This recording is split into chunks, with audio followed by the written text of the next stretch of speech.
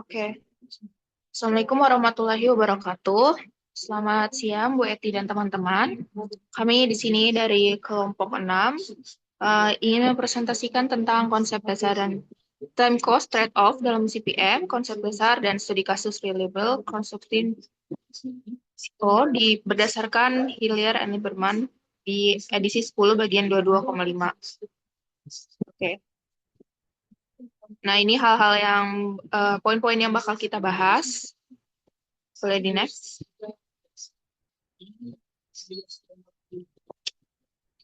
Oke, yang pertama itu ada pengertian waktu proyek. Jadi, waktu proyek adalah total waktu yang dibutuhkan untuk menyelesaikan seluruh aktivitas dalam suatu proyek.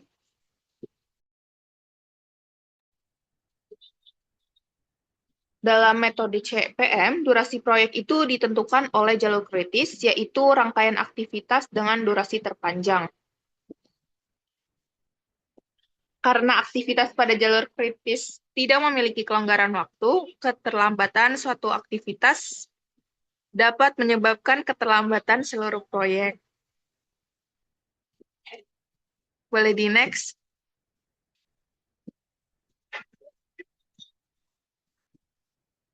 Oke, jadi biaya proyek adalah seluruh pengeluaran yang diperlukan untuk menyelesaikan proyek.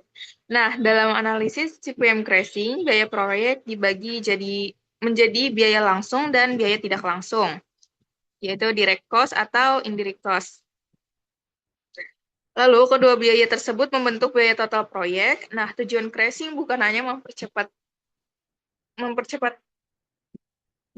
proyek, tetapi mencari kombinasi waktu dan biaya yang paling ekonomis. Boleh di next.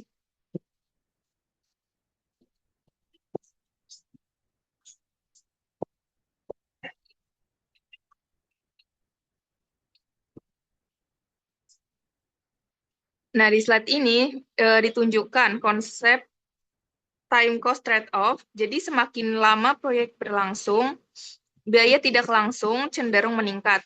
Sebaliknya, semakin cepat proyek diselesaikan, maka biaya langsung biasanya bertambah karena adanya lembur atau penambahan sumber daya. Oleh karena itu, terdapat durasi optimal yang menghasilkan biaya total minimum dan menjadi target dalam proses crashing.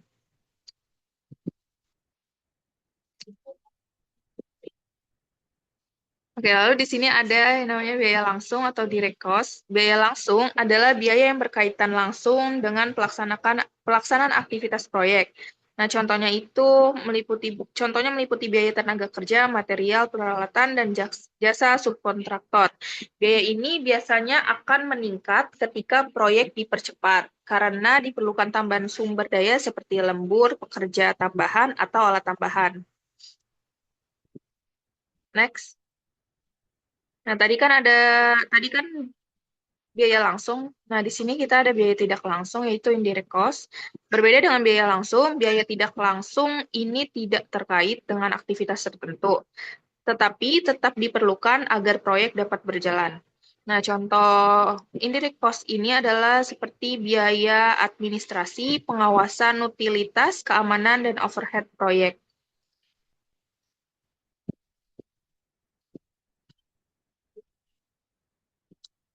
Lalu di sini ada Lalu di sini ada contoh perhitungan indirect cost. Pada contoh ini, biaya overhead proyek sebesar 2 juta rupiah per hari. Jika proyek berlangsung selama 30 hari, maka biaya tidak langsungnya sebesar 60 juta rupiah. Ketika durasi proyek dipercepat menjadi 25 hari, biaya tidak langsung turun menjadi 50 juta. Artinya percepatan proyek menghasilkan penghematan biaya tidak langsung sebesar 10 juta rupiah. Nah, contoh ini menunjukkan bahwa mempercepat proyek tidak selalu merugikan karena ada biaya tidak langsung yang dapat dikurangi.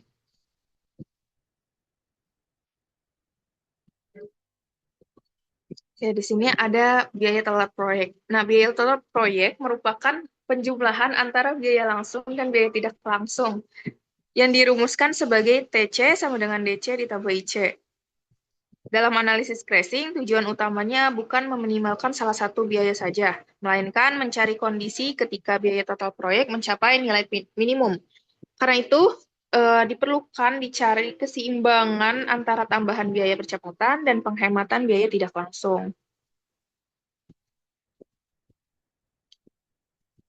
Selanjutnya ada normal time, yaitu durasi yang dibutuhkan suatu aktivitas ketika dikerjakan dalam kondisi normal tanpa lembur atau tambahan sumber daya. Jadi waktu ini dianggap sebagai waktu kerja yang paling realistis dan biasanya digunakan saat perencanaan awal proyek.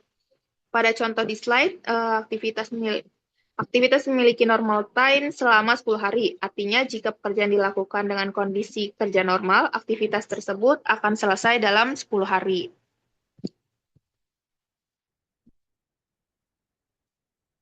Selanjutnya ada crash time, yaitu durasi tercepat yang masih memungkinkan untuk dicapai suatu aktivitas. Untuk mencapai waktu ini, biasanya diperlukan upaya percepatan seperti penambahan tenaga kerja, penggunaan alat tambahan, atau penerapan lembur. Pada contoh di slide, aktivitas yang semulanya membutuhkan 10 hari, jadi dipercepat menjadi 6 hari. Namun perlu diingat bahwa percepatan ini pastinya akan menyebabkan biaya aktivitas yang meningkat.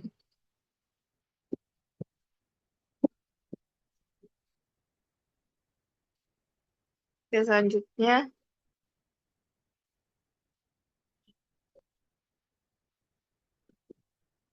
selisih waktu yang dapat dipercepat.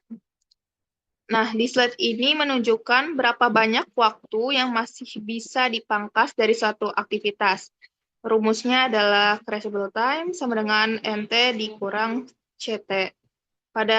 Kalau pada contoh di slide, NT-nya sama dengan 10 hari, CT-nya 6 hari, sehingga crashable time-nya itu sama dengan 4 hari, yang artinya aktivitas tersebut hanya dapat dipercepat maksimal 4 hari. Selanjutnya ada normal cost dan crash cost.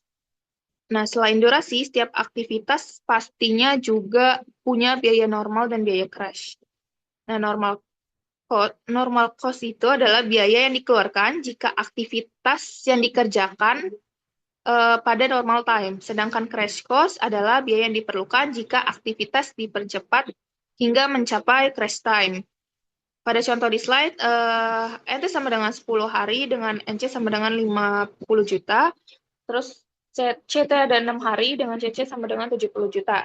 Nah, terlihat bahwa crash cost ini lebih besar daripada normal cost. Jadi hal yang terjadi karena percepatan membutuhkan tambahan sumber daya seperti lembur, tenaga kerja tambahan, atau peralatan tambahan.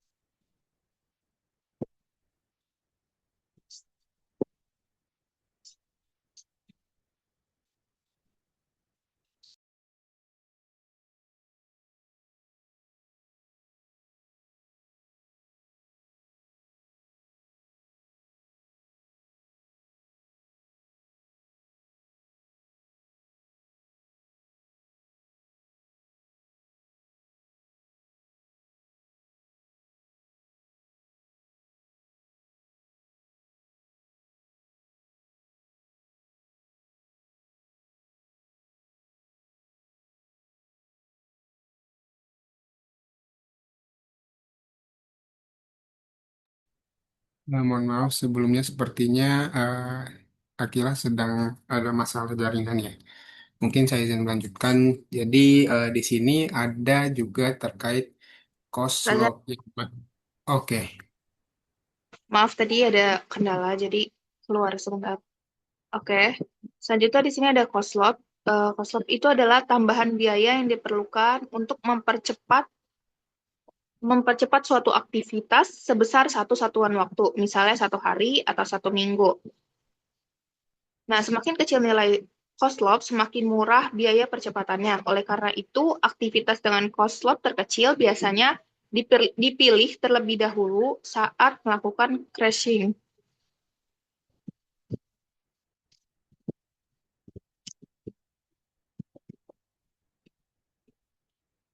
Nah, lalu di sini ada rumus Koslov. Koslov itu dihitung menggunakan rumus Koslov sama dengan Cc dikurang Mc per Mp per Cp. Rumus ini menunjukkan berapa tambahan biaya yang harus dikeluarkan untuk setiap satu unit waktu percepatan.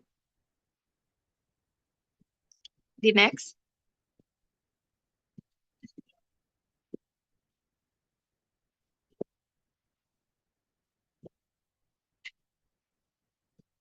Nah, di sini ada contoh perhitungan cost log, yang dimana pada contoh ini diketahui NT-nya sama dengan 10 hari, CT-nya 6 hari, MC-nya 50 juta, CC-nya 60 juta, CC-nya 70 juta. Maka kalau menggunakan rumus yang tadi, cost log-nya sama dengan 70 juta dikurang 50 juta per 10 dikurang 6. Yang dimana hasilnya itu sama dengan 5 juta. Artinya setiap pengurangan durasi sebesar 1 hari membutuhkan tambahan biaya sebesar 5 juta.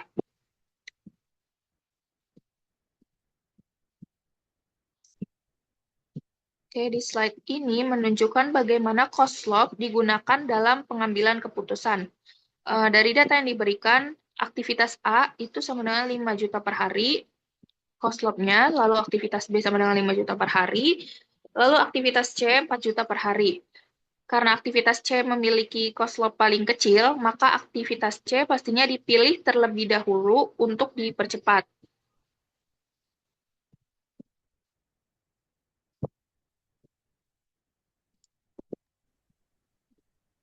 Baik, selanjutnya kita akan membahas tentang jalur kritis. Jadi, jalur kritis itu basically aktivitas terpanjang dalam proyek yang akan menentukan durasi total dari suatu proyek tersebut. Nah, pada pada jalur kritis umumnya terdapat beberapa karakteristik, yaitu memiliki slack sama dengan nol, dan juga jika satu aktivitas di jalur ini tertunda, maka seluruh proyek tertunda. Karena suatu proyek itu pasti harus berjalan sesuai step by step-nya. Sebagai contoh, mungkin jika kita ingin membangun sebuah rumah dengan tinggi 3 tingkat, kita harus mulai dari bawah terlebih dahulu. Dari pondasinya, baru lantai satunya, lantai dua, dan lantai tiga. Maka kalau misalkan tertunda di pondasi, maka mau nggak mau lantai 2 dan 3 pastinya juga akan ikut tertunda. Jadi semuanya itu harus mengantri dan juga memiliki identifikasi jalur kritis yang eh, memiliki langkah pertamanya itu sebelum di crashing. Nah, mungkin kita lihat aja sebagai contohnya. Di sini kita punya beberapa aktivitas yang dimana aktivitasnya ini ada dari A, B, C, D hingga LMN. Yang dimana mungkin aktivitas ini bisa berbagai hal, mungkin bisa dari pembuatan. Di sini kalau kita berbicaranya konstruksi ya, mungkin dari pemilihan wilayah, dari pemilihan bahan, lalu pembuatan bahan dan juga pembangunan pondasi. Nah, di sini ada beberapa step yang diambil, yaitu dari A, B, C, E, F, J, dan LN, yang dimana total dari aktivitas ini memiliki durasi sekitar 44 minggu.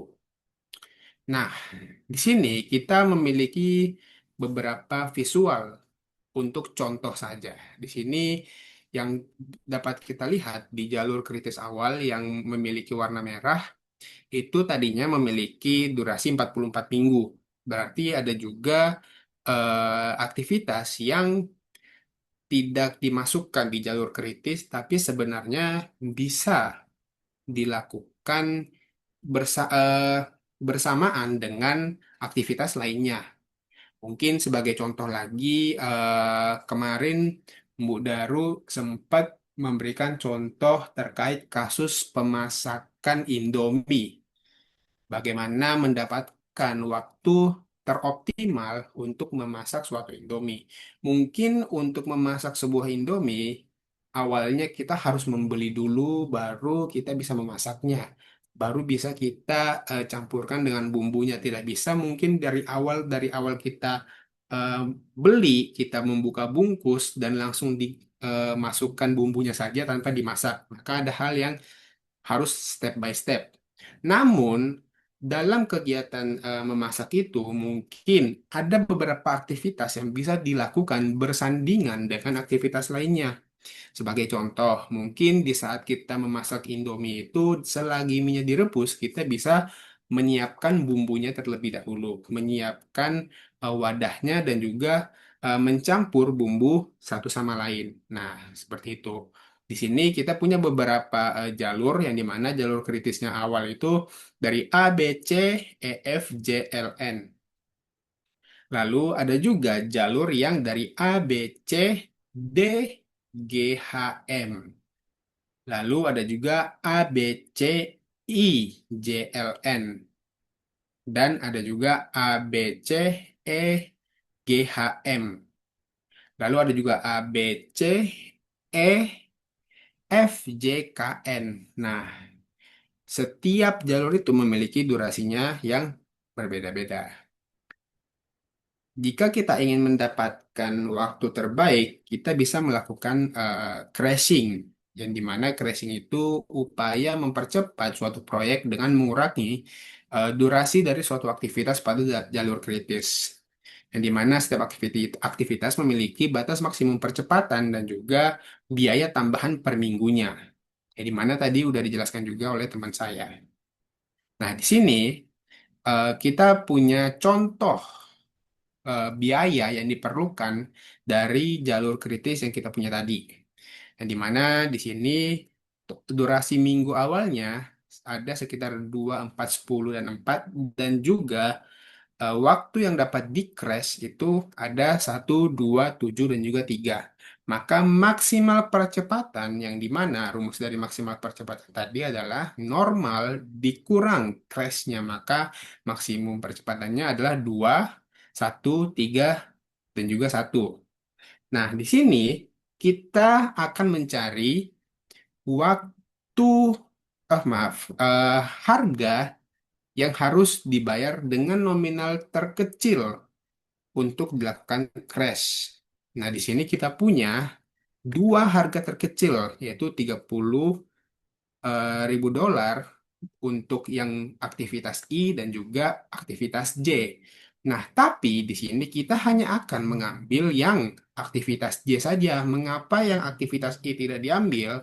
Karena aktivitas I tidak termasuk di jalur kritis. Seperti yang dapat kita lihat di sini, jalur I tidak masuk di jalur kritis. Nah, makanya kita hanya akan mengutamakan terlebih dahulu yang ada di jalur kritis. Nah, di sini kita akan mengutamakan yang 30 ribu dolar untuk J. Lalu, yang kedua termurah di jalur kritis ini ada di aktivitas F. Jadi, kalau kita ingin melakukan crashing, kita harus utamakan yang termurah dulu pada jalur kritisnya. Setelah kita melakukan crash di J, baru mungkin kita bisa melakukan crashing di F. Gitu, yang dimana di J itu maksimal percepatannya 2, jadi kita dapat melakukan crashing sebanyak 2 kali di J dan juga 2 kali di F. Nah, di sini seperti yang sudah dijelaskan tadi, J akan menjadi pilihan pertama karena itu merupakan dengan harga termurah, lalu F di pilihan kedua. Nah, di sini dapat kita lihat grafik dari harga yang akan dibayar terkait cost slope di aktivitas J dan F. Lalu, eh, setelah kita melakukan crashing, mungkinkah hasil dari crashing tersebut akan menjadi yang terbaik? Mungkin belum tentu. Seperti yang kita lihat tadi di awal ada beberapa jalur yang bisa dapat kita lalui. Nah, mungkin saja nantinya durasinya itu akan ada yang sama, yang dimana dari durasi itu akan kita lakukan lagi eh, crashing terhadap jalur kritisnya, yaitu multiple critical path, yang dimana salah satu atau lebih aktivitas dipercepat dari jalur kritis itu dapat berubah.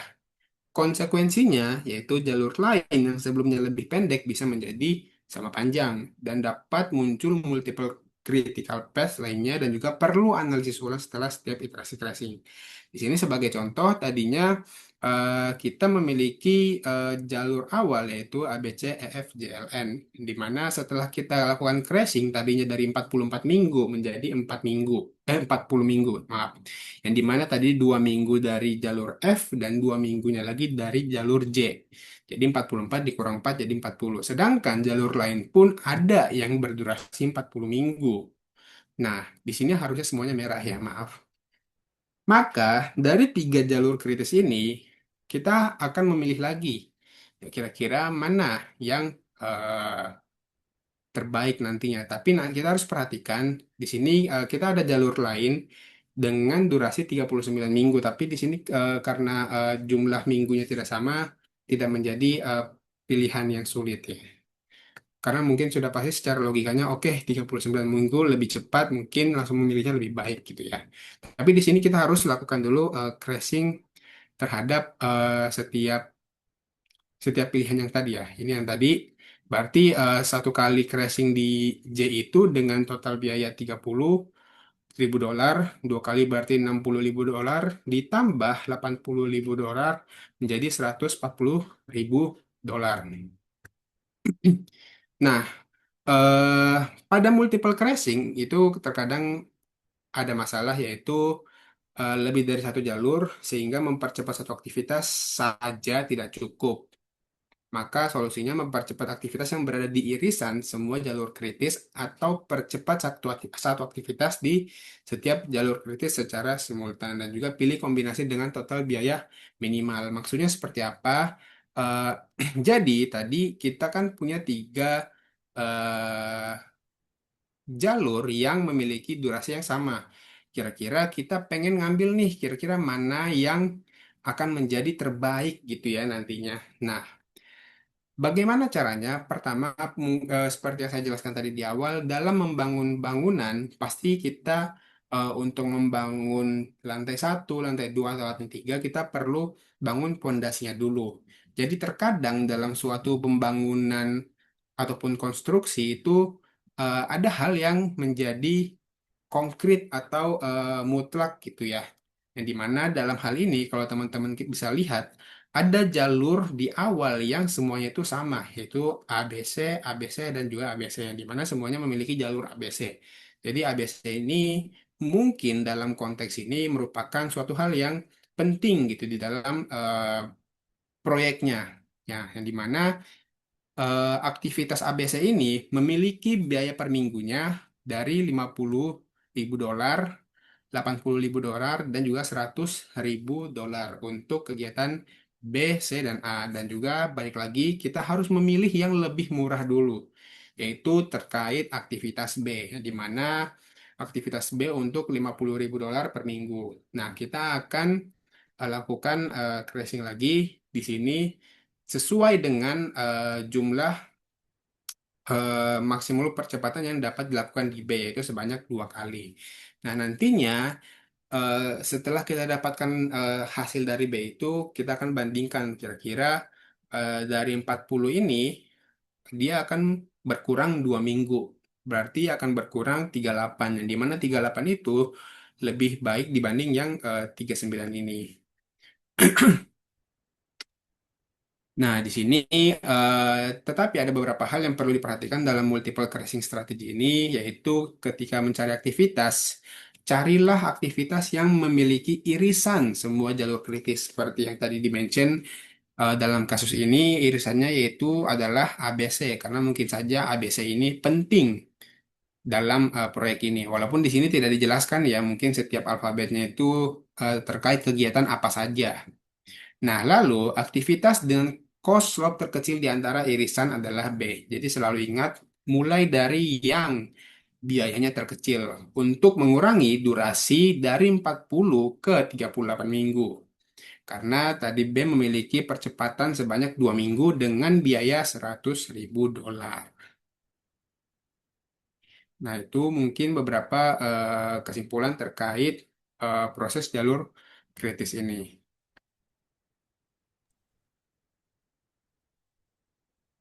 Lalu selanjutnya adalah batasan dan risiko crashing. Seperti yang Rajan sampaikan, crashing adalah teknik dalam CPM atau Critical Path Method yang digunakan untuk mempercepat penyelesaian proyek dengan mengurangi durasi beberapa aktivitas melalui penambahan biaya. Tujuannya, tujuan crashing adalah memperpendek waktu penyelesaian proyek tanpa mengubah urutan pekerjaan yang ada. Meskipun dapat mempercepat proyek, crashing memiliki berbagai batasan dan resiko yang perlu dipertimbangkan. Next. Risiko terhadap kualitas. Ketika proyek dipercepat, pekerjaan sering dilakukan dengan lembur atau tambahan shift kerja. Kondisi ini dapat menyebabkan pekerja mengalami kelelahan sehingga kemungkinan terjadinya kesalahan akan meningkat. Sebagai contoh, pada proyek konstruksi yang dipercepat, pemasangan struktur bangunan dapat dilakukan lebih cepat dari jadwal normal. Namun, jika pengawasan kualitas berkurang, hasil pekerjaannya mungkin tidak memenuhi standar yang ditetapkan dan berpotensi menimbulkan biaya perbaikan di kemudian hari. Oleh karena itu, percepatan proyek tidak boleh mengorbankan kualitas hasil pekerjaannya. Next. Risiko terhadap keselamatan. Crashing sering melibatkan peningkatan intensitas pekerjaan. Semakin cepat pekerjaan dilakukan, semakin besar tekanan yang diterima pekerja. Akibat risiko kecelakaan kerja dapat meningkat akibatnya karena satu, pekerja mengalami kelelahan akibat lembur, dua, penggunaan alat berat dilakukan lebih intensif, tiga, banyak aktivitas dilakukan secara bersamaan, keempat, pengawasan keselamatan menjadi kurang optimal. Karena itu, setiap keputusan crashing harus tetap memperhatikan standar keselamatan kerja agar tidak menimbulkan kerugian yang lebih besar. Next. Keterbatasan sumber daya.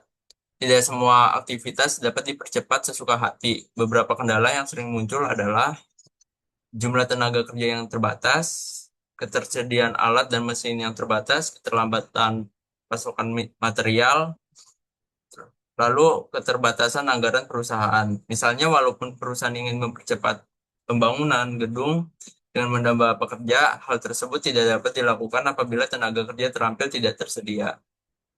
Next.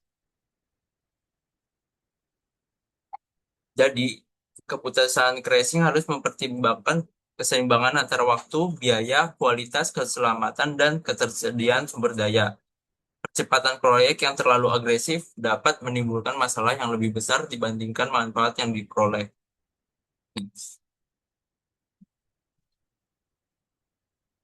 Nah, untuk konsep crashing dan time cost trade-off digunakan pada berbagai bidang industri, yaitu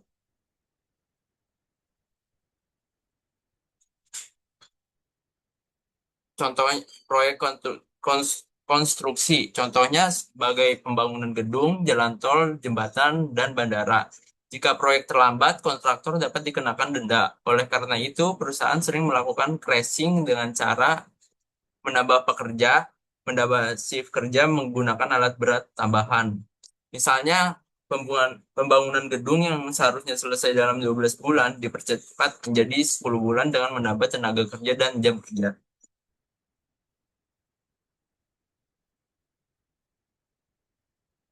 Lalu, proyek proyek manufaktur. Dalam industri manufaktur, crashing digunakan untuk memenuhi permintaan pasar yang meningkat. Contohnya produksi mobil, produksi elektronik, produksi makanan dan minuman, dan lain-lain.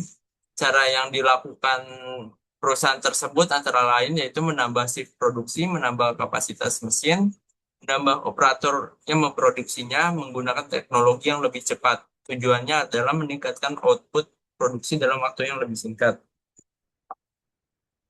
Next.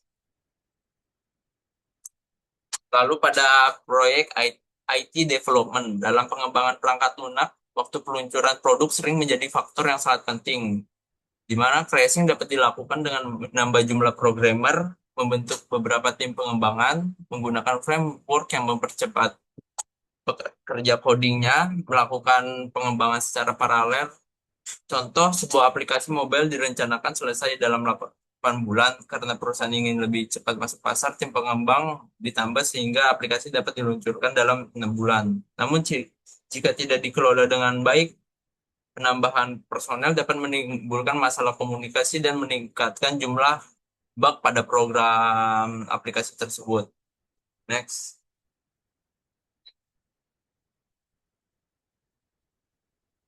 Lalu untuk kesimpulannya, pada konstruksi, manufaktur maupun IT, development crashing digunakan untuk mempercepat penyelesaian proyek dengan tambahan biaya tertentu.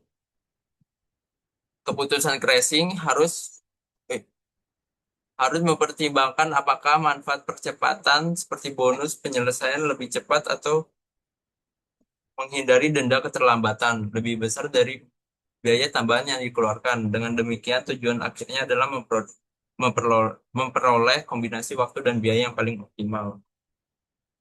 Next. Jadi, jadi sekian dari presentasi kami. Berikut soal-soalnya. Mungkin ada nanti saya akan menambahkan satu soal lagi menjadi 3 soal. Sekian, terima kasih. Apakah Bu Eti ada tambahan masukan?